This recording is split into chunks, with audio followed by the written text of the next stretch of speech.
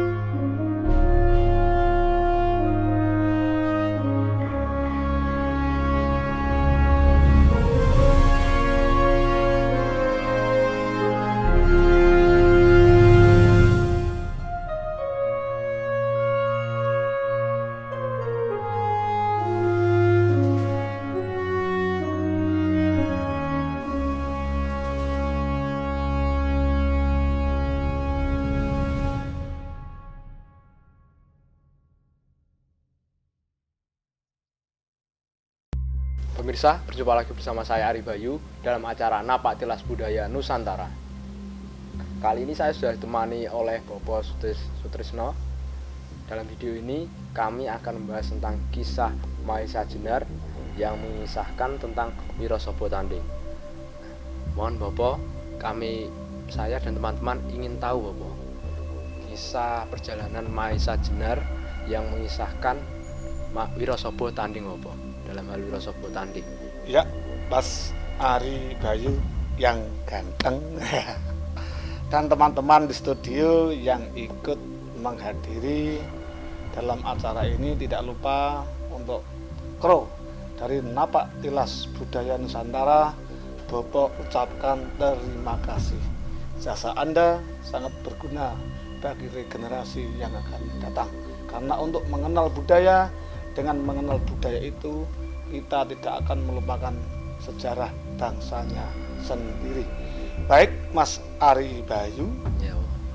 Dalam hal ini Mas Ari Bayu menanyakan tentang kisah seorang Mahesa Jenar, ya. Berarti masih pakai nama Mahesa Jenar.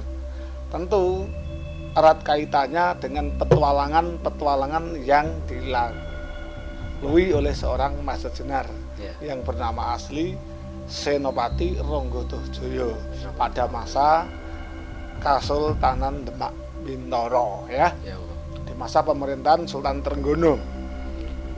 Kisah Wirasaba Tanding.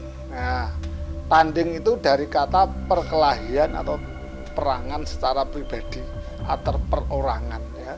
Kalau perang itu antar prajurit dalam jumlah banyak, dalam hal ini tanding dalam hal jumlah 1 lawan 1. Nah, siapa toh Wirasaba kok tanding? Terus siapa lawan Wirasaba? Tentu perlu saya sampaikan. Ini tidak lepas dari kepulangan istrinya Jentik Manis yang pernah dicuri oleh Sambaran demi nuruti kemauan adiknya yang ingin memperistri atau merebut istri Wirasaba yang bernama Jentik Manis. Terjadilah korban yang terdahulu, bahwa matinya seorang Sambaran di tangan Mahesa Jenar. Lah, ini dimulai dari kepulangan Jentik Manis ke Prambanan, ke rumah Wirasaba. Lah, karena Ki Asem Gede, orang tua dari Jentik Manis, sudah berhasil membawa pulang seorang Jentik Manis dari tangan Watu Gunung dan Sambaran, dan Watu Gunung telah mati dan Sambaran secara ikhlas mau manut mengikuti saran dari seorang Mahesa Jenar.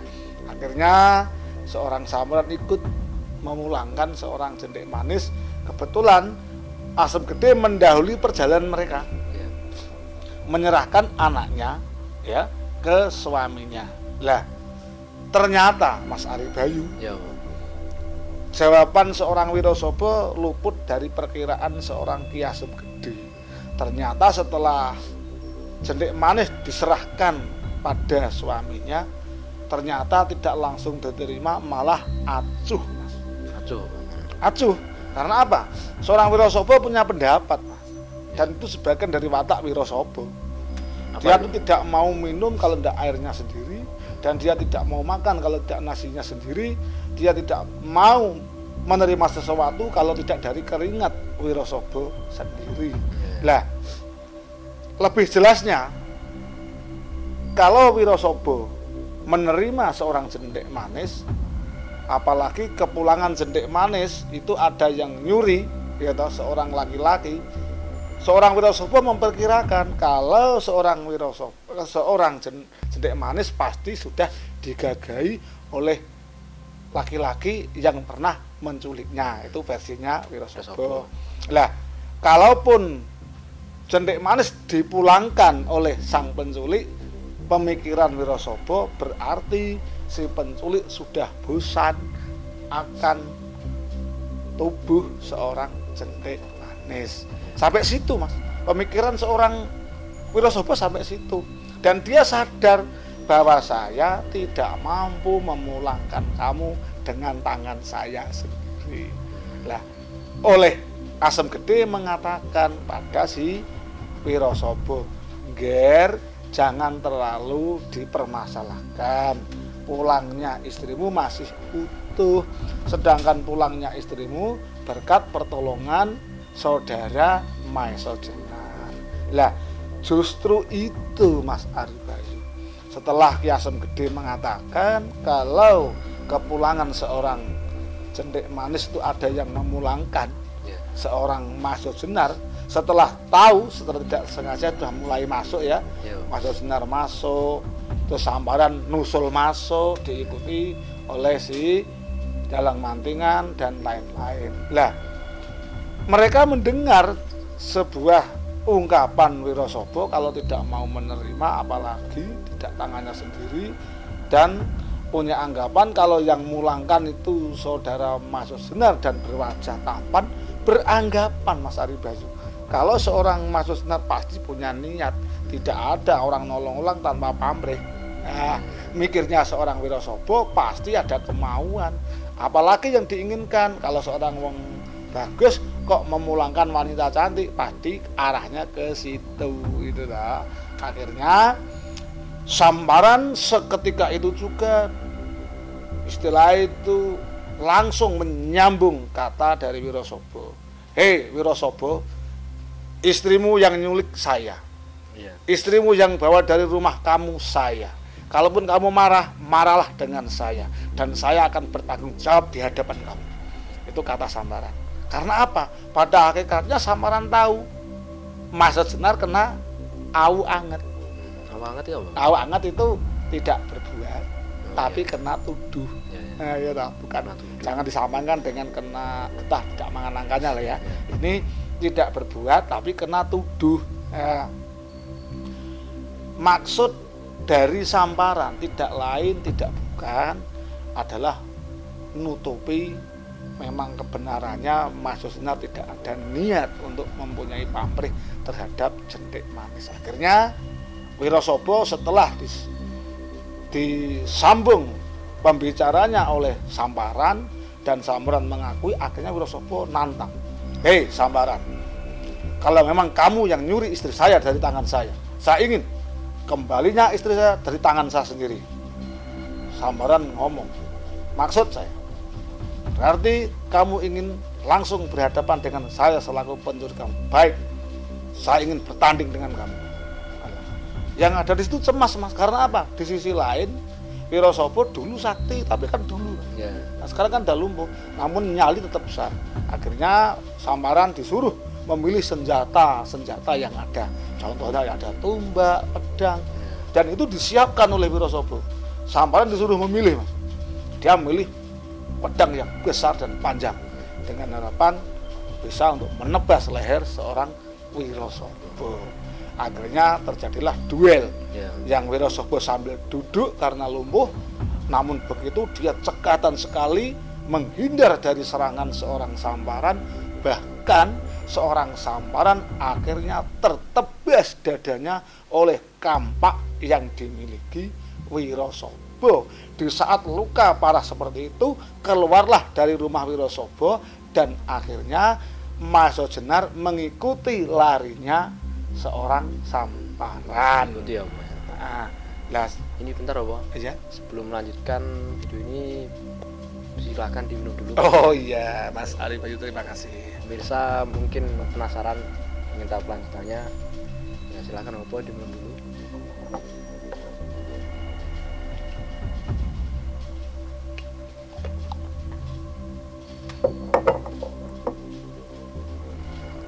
Silakan apa, Mas? Setelah Samparan meninggal tadi diikuti oleh Maso Jenar, dan saat itu juga Wirasaba mau menerima seorang jentik manis karena menganggap itu jerih payahnya sendiri di luar rumah, Mas. Ya, di luar rumah. Samparan dengan terluka parah di dada yang kena kampak dari Wirasaba, disusulah Maso Jenar dengan merintih-rintih kesakitan, dan kepala dari Samparan dipanggul di kaki seorang Maso Jenar. Apa, Mas, yang dikatakan seorang Samparan? Apa itu? Ternyata Samparan tulus, Mas. Dia bukannya kalah, tapi dia mengalah, Mas. Dengan cara itu pemikiran seorang Samparan, lebih baik saya mati daripada saudara Maso Jenar kena tuduh, karena tidak langsung saya sadar bahwa hidup saya karena diampuni oleh saudara Maso Jenar. Biarlah luka ini saya tanggung dan saya bawa mati. Dan sumpah saya, sedulur Maso Jenar, saya ini orang jahat. Semasa hidup saya selalu jahat. Saya mau di akhir hidup saya ingin berbuat kebaikan walaupun itu sekali. Apa maksudmu? Apa maksudmu? Oleh Maso Jenar tanya. Sedulur, saya tahu kamu mempunyai Aji Sosro Birowo, walaupun saya hanya mendengar dari cerita orang ke orang. Saya yakin saudara sedulur Maso Jenar orang yang saya anggap baik, dan saya yakin merupakan kerandah dari Demak Bintoro. Perlu saudara ketahui bahwa akan ada pertemuan di Rawa Pening setelah bulan purnama yang lalu, dan bulan purnama yang akan datang di Rawa Pening akan ketemuan di antaranya yang ada di situ. Dia sampaikan satu persatu, Mas Ari Bayu. Ada Ki Pangsing Singan, Singolodro Sepuh, Lowo Ijo, dan lain-lain. Di situ membahas Nagasasra Sabuk Inten. Lah, di saat mengucapkan Nagasasra Sabuk Inten itulah Samparan terlepas nyawa dari tubuhnya, dan akhirnya baru datang yang lain. Akhirnya secara tidak sengaja seorang Maso Jenar mendengar cerita itu nangis, Mas. Ternyata seorang Samparan yang berwajah sangar masih punya kebaikan, setidaknya memberi jalan tentang misi dari Maso Jenar mencari pusaka dari Kesultanan Demak yang pernah hilang, yang membuat dia terusir dari Kesultanan Demak. Lalu beberapa waktu kemudian Maso Jenar tahu kalau misi di Prambanan telah selesai. Akhirnya Samparan mati, dan Maso Jenar mau minta pamit, Mas. Minta pamit untuk melanjutkan perjalanan, dan tidak mengatakan kalau mau ke Rawa Pening. Pada saat bulan purnama, kebetulan bulan purnama tidak begitu jauh jaraknya, tinggal beberapa hari. Lah, oleh seorang Maso Jenar pamit. Lah, ternyata setelah keluar dari desa Prambanan, Jentik Manis tahu dia kepergian seorang Maso Jenar ditututi oleh Jentik Manis. Nah, mungkin secara pribadi Jentik Manis mau mengucapkan terima kasih. Bahkan dalam ucapan Jentik Manis, apa ya yang membuat sampean lega, apa ya yang membuat sampean merasa terbalas budi sampean terhadap saya. Lah, Dari Mas Jonar menjawab, Mbak Yu, saya tidak minta imbalan apa-apa. Terus Jentik Manis, bagaimana kalau imbalan itu dari saya sendiri selaku orang yang ditolong? Pokoknya saya ikhlas akan memberi imbalan itu, yang mana imbalan itu tidak akan pernah lupa selama-lamanya. Dan saya tahu sedulur Mas Jonar dalam kesendirian sekian bulan pasti butuh yang saya maksud. Nah, ini mungkin pemirsa yang ada di sini, yang pemirsa ini tahu dari maksud pembicaraan saya, walaupun ini berupa sanepo atau sandi. Teman-teman pemirsa Napak Tilas Budaya Nusantara, perkenankan saya melanjutkan cerita saya. Mas Ari, Ya, Pak. ternyata kata seorang Jentik Manis Wirosobo, karena seorang senopati tanggap, Mas. Kalau itu yang dimaksud adalah perbuatan yang terlarang. Akhirnya dari Mas Jonar tidak mau mencoreng nama, karena bagaimanapun Wirosobo sakit, ya toh, bukan tidak mau dianggap kesempatan dalam kesempitan. Lagi pula orang-orang Prambanan baik, apalagi Ki Asem Gede paham siapa toh Mas Jonar, dan itu ditolak. Kemauan Jentik Manis untuk memberikan upah secara pribadi antara laki-laki dan perempuan ditolak halus. Nah, tolaknya halus, Mas. Ya. Nah, ternyata itu menyinggung hati seorang Jentik Manis. Nah, dia lari dia. Ternyata dia melaporkan pada suaminya seakan-akan Mas Jonar minta upah dari Jentik Manis mesum. Ya. Nah, Nah, terus itu gimana? itu berarti fitnah kan? Ya, Berarti Mas Jonar difitnah oleh dikenal oleh Jentik Manis. Padahal sebetulnya kalau mau Bloko Suto yang punya niat adalah Jentik Manis. Cuma itu seorang perempuan disampaikan dengan cara seorang perempuan dengan lain dengan cara kita kaum laki-laki, Mas. Ya, saya lanjutkan ya. Akhirnya datanglah Ki Asem Gede ke tempat itu dengan mencari Jentik Manis. Kebetulan pulangnya selisih jalan, tidak ketemu, ya toh. Oleh Mas Jonar tanya sama Ki Asem Gede, maaf Bapak Asem Gede, sakitnya Kakang Wirosobo itu sejak lahir atau kapan? Nah, oleh Ki Asem Gede menceritakan kalau sakitnya lumpuh Wirosobo itu akibat pertarungannya dengan Pradongso saat masih sama-sama muda, berebut Jentik Manis. Pradongso mati kena kampak dan Wirosobo kena serbuk yang dilempar oleh seorang Pradongso. Nah, akhirnya Mas Jonar tahu itu apa penyebabnya. Akhirnya dia itu bercerita tentang tadi toh. Akhirnya si Asem Gede pernah cerita juga, tapi dalam dunia wayang. Kalau dunia wayang itu dulu gimana, Pak? Bathara Kala itu mempunyai serbuk merah, itu bersifat racun.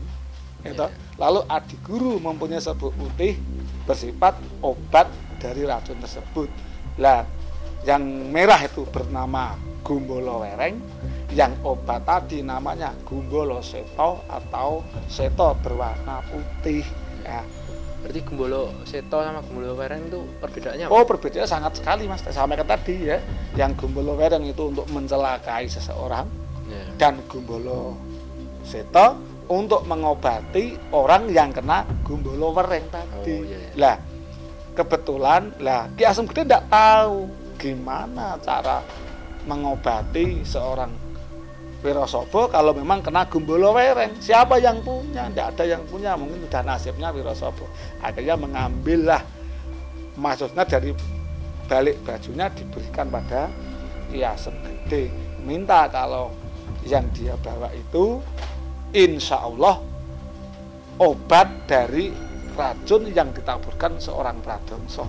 Dan pesan seorang Mas Jonar, tolong ya Ki Asem Gede, kalau ternyata kok sembuh Kakang Wirasaba, tolong pesan saya sampaikan, sisa obat ini kembalikanlah, jangan ke Mas Jenar tapi ke Senopati Rangga Tohjaya. Nah, akhirnya pulanglah Ki Asem Gedhe menyembuhkan Wirasaba dan sembuh.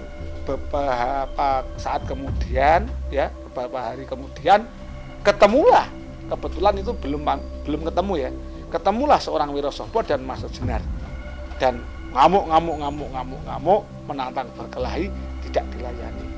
Berarti itu nggak tahu tuh yang Nggak tahu Mas. Nah, akhirnya tidak dilayani, bahkan Mas Jenar memancing, jikalau kamu kalah dengan saya, apa yang kamu lakukan? Nah, gitu dia. Ya. Jawaban si Wirasaba, nanti akan saya laporkan teman saya. Siapa namanya? Senopati Rangga Tohjaya. Gitu kan. Kamu tahu orangnya? Belum tahu. Nah, kalau aku ketemu, aku mau mengembalikan ini obat dari Bapak Asem Gedhe. Kata Asem Gedhe, ini harus saya serahkan orang yang bernama Senopati Rangga Tohjaya. Maka dari itu jangan macam-macam zaman saya kamu. Kalau aku berani macam-macam, tak lapor ke teman saya, itu ngeledeknya seperti itu. Yeah. Akhirnya Wirasaba dengan sombongnya, ya, Mas Jenar akhirnya mengakui siapa toh Rangga Tohjaya. Kalau memang Kakang Wirasaba mau mengembalikan sisa obat yang dibaluskan oleh Ki Asem Gedhe, tidak usah jauh-jauh. Ini hari yang bernama Senopati Rangga Tohjaya sudah di hadapan sampeyan. Kaget gemetar Wirasaba. Akhirnya dan dimaafkan, dan Wirasaba berjanji akan membantu Mas Jenar menuju ke Rawa Pening. Dalam hal itu ingin tahu siapa-siapa yang ada di Rawa Pening, adanya sarasian pada bulan purnama, apa benar mereka membahas Nagasasra Sabu Inten yang Mas Jenar sari. Demikian. Berarti itu apakah akhirnya Wirasaba dan Mas Jenar bersahabat sama membantu. Ya, saya sampaikan tadi. Itu tadi ya. Demikian yang saya sampaikan, Mas Ari Bayu, dan sampaikan maaf saya ke teman-teman, terutama yang ikut bareng Mas Ari Bayu di studio. Kalaupun cerita saya salah, karena kalaupun ada versi yang lain, saya tidak mengharuskan membenarkan kata saya, dan saya tidak mewajibkan tidak percaya ke versi lain. Begitu, Mas Ari Bayu. Ya, terima kasih Opo atas informasinya. Mudah-mudahan bisa dilanjut lagi kisah-kisah selanjutnya, supaya kita tidak lupa dengan kisah-kisah yang dari Nusantara ini, Opo. Iya. Pemirsa, itu tadi kisah yang diceritakan oleh Bapak Sutrisno. Apabila ada salah-salah kata, kami mohon maaf. Mudah-mudahan informasi tadi bisa bermanfaat untuk semua. Salam Napaktilas Budaya Nusantara.